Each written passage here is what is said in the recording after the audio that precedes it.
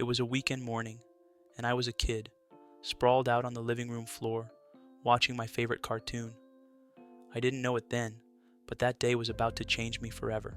The episode was unlike any before, action-packed, emotional, and unforgettable. But as the credits rolled, something strange happened. I stared at the blank screen, and a heaviness settled in my chest. It felt like I'd lost something. I didn't understand it at the time, but it wasn't just sadness. It was confusion. Confusion about why the end of a fictional story could leave such an empty feeling inside me. As the years went by, I forgot about that feeling, or at least I thought I did. Life became routine. School, home, eat, sleep, repeat. I did everything I was supposed to do, but I felt like a passenger in my own life. One day, on my way home from school, I was sitting on the bus, staring out the window. That's when I saw it. Mediocrity. It was in the people around me. They were different. Different clothes, different phones, different faces. But somehow, they were all the same. The same dull expression, the same tired movements, the same lifeless scrolling through their screens. For a moment, it felt like I was looking into a mirror. Was I any different? That bus ride shook something loose in me.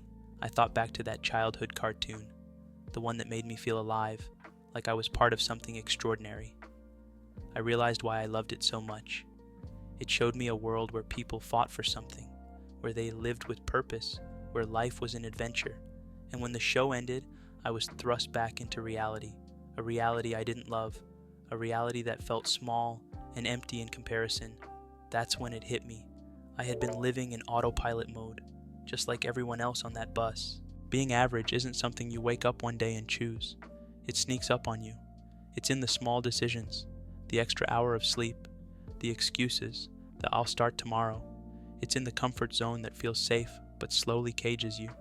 Society tells you it's fine to be average. Work a job you don't care about. Save up for a vacation you'll forget a week after. Dream, but never too big. Stay in line. Fit in. But here's the truth. No one wants to tell you. Being average isn't fine. It's a slow death. It's trading the extraordinary for the convenient, the meaningful for the comfortable. That day on the bus, I made a decision. I decided that I would not let my life be a series of forgettable moments. I wouldn't settle for being a faceless person in a crowd of mediocrity. The decision wasn't easy. It didn't happen overnight. At first, it was small changes.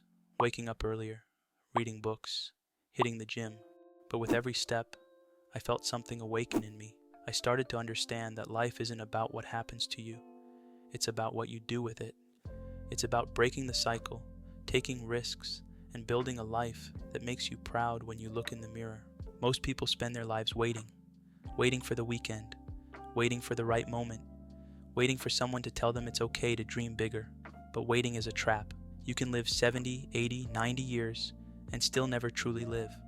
What's the point of a long life if it's just a repetition of the same safe, dull days? The world doesn't need more average people. It needs people who dare to be different, to be better, to create, to inspire. And the best part, anyone can choose this, even you. Maybe you're watching this because something inside you knows you're capable of more. Maybe you felt that same emptiness, the kind that comes from living a life that doesn't excite you. Here's the thing, no one is going to save you. No one is going to hand you an extraordinary life. You have to create it. The day I decided to stop being average was the day I stopped waiting. It was the day I chose to fight for a better life. It wasn't easy, but it was worth it. So ask yourself, are you okay with being just another face in the crowd? Or will today be the day you decide to stop being average?